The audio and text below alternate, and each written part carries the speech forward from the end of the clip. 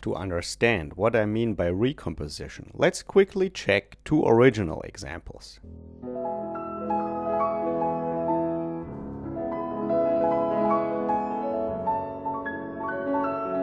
Doesn't that also strongly remind you of that one Chopin study?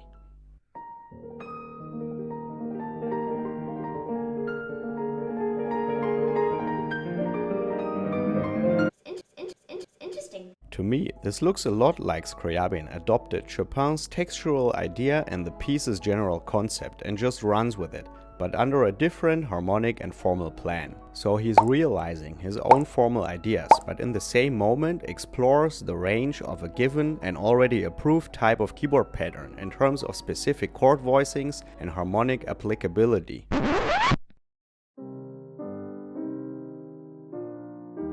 Among the rare minority of Chopin's male students, there was one that made a special impression. Carl Filch was a prodigious pianist and composer, renowned as one of Chopin's most talented students, whose promising career was tragically cut short by his early death at the age of 15 due to a tuberculosis infection, and thus anticipated the same fate that Chopin would befall a few years later.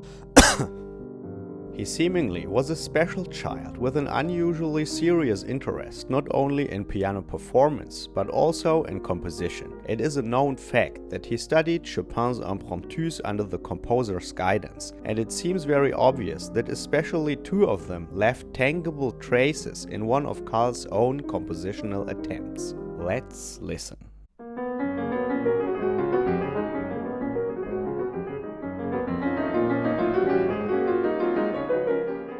It seems like Carl Filch's composition borrows the texture, general melodic style, and especially the phrase construction of the beginning of Chopin's impromptu in A flat. Sounds like this.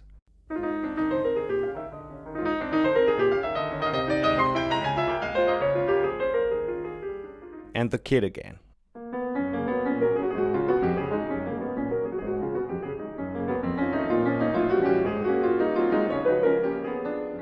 From the G-flat impromptu that shows kind of a similar texture, he borrows not just the key but the entire formal design, large-scale concept of key relations and cadences, as it also incorporates a contrasting middle section in E-flat minor that lends the melody to a lower register, whereas the upper voices provide harmonic accompaniment.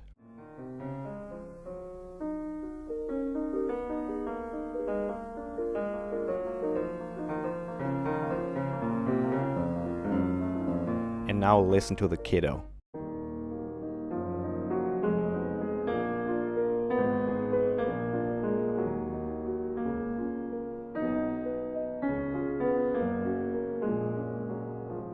Well, I think the case is pretty obvious. This kid was a big fat phony!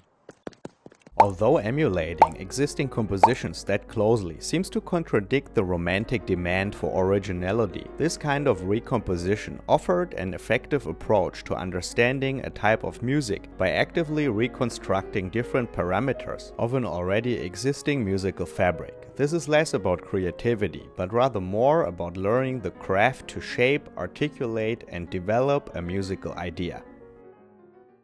But instead of working with a given motivic foreground level as in the previous examples, I decided to take the harmonic and formal framework of an original composition as working draft, so the original piece won't be recognizable anymore. Similar strategies seemingly have already been put to practice in the 19th century. Gustav Jenner, a composer that studied with Brahms in Vienna, recalls his teacher's advice like this. Brahms had me recompose adagio movements from Mozart or Beethoven using my own themes in order to develop a secure feel for the unity of modulation. If Beethoven goes from C major to E major, you do the same. I once did this myself, he said to me. Now I wanted to try out this strategy myself, as I intended to design an instructive exercise for one of my students. I chose a piece by Chopin that is not very popular, and I guess a lot of people might not even know it. It is the alone standing prelude in A-flat major that he composed at the age of 24 when he had recently moved to Paris. Below the final stuff on the bottom right, it shows a dedication to Chopin's friend Pierre Wolf, which indicates it as a private album leaf and maybe for that reason remained unpublished during his lifetime.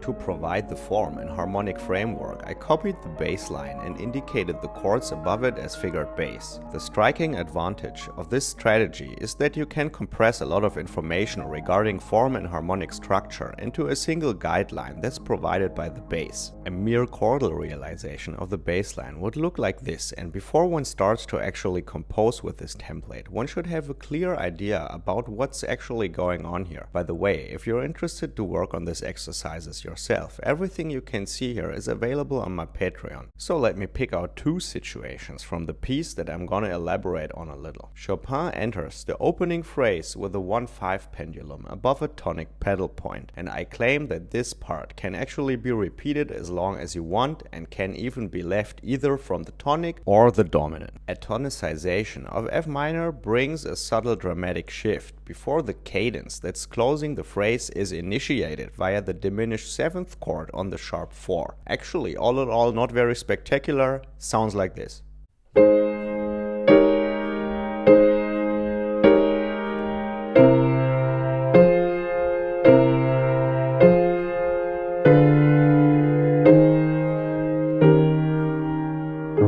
Okay, let's put this into music.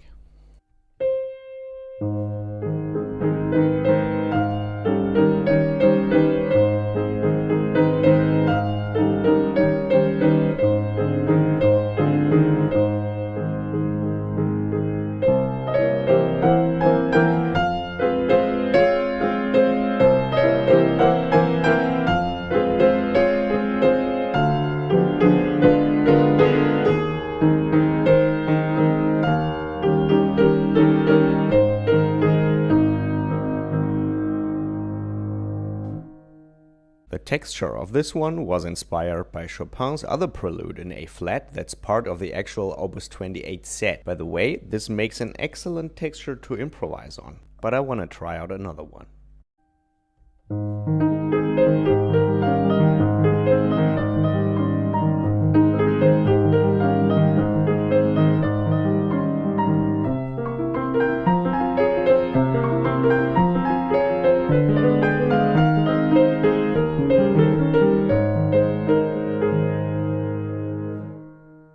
And one more.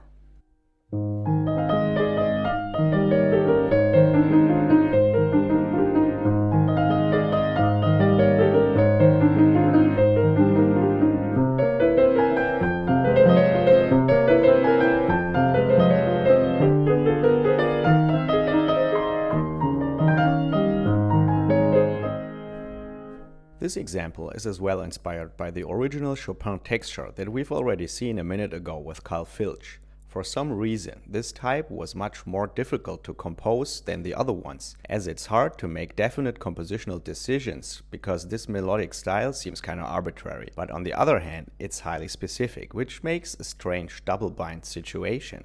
I guess you want to hear as well how Chopin's take on this opening phrase sounds like.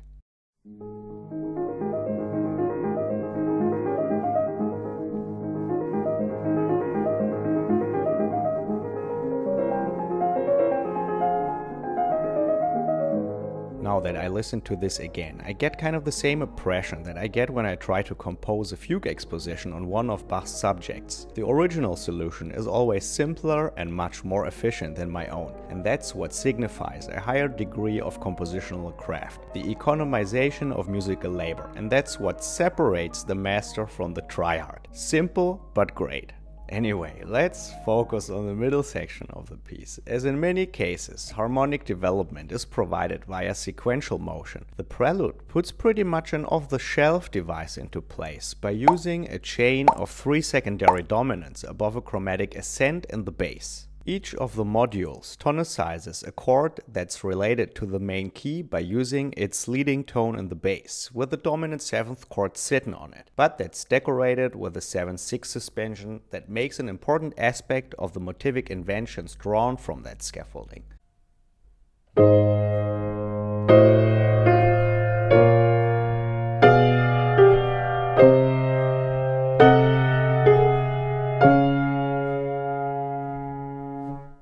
now it seems logical to realize that section according to the 3 styles that I already used to animate the initial phase, right? Let's go.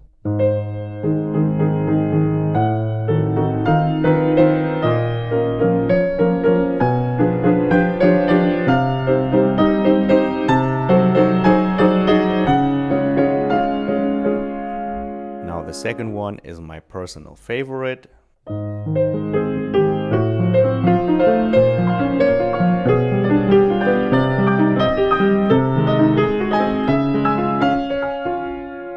And an attempt on the impromptu texture.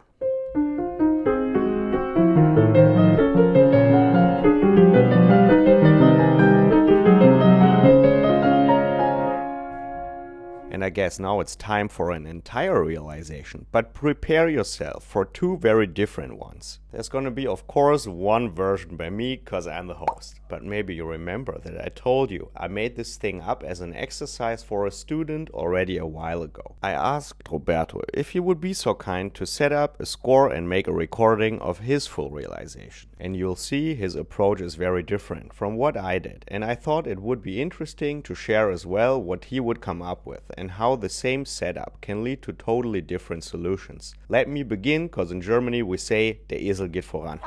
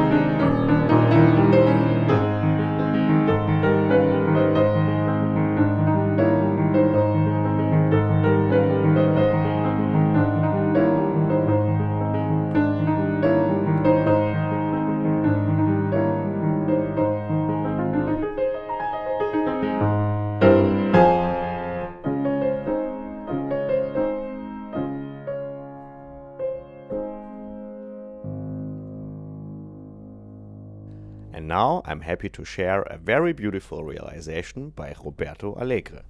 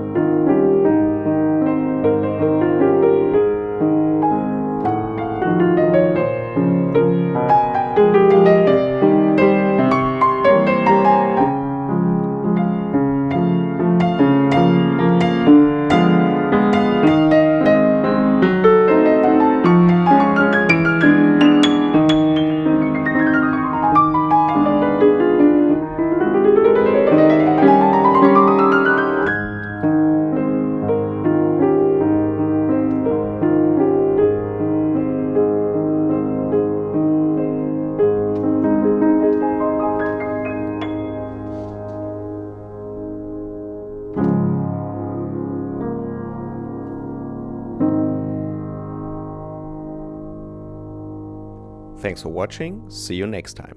Fuck, Alter, ist ja lebensgefährlich.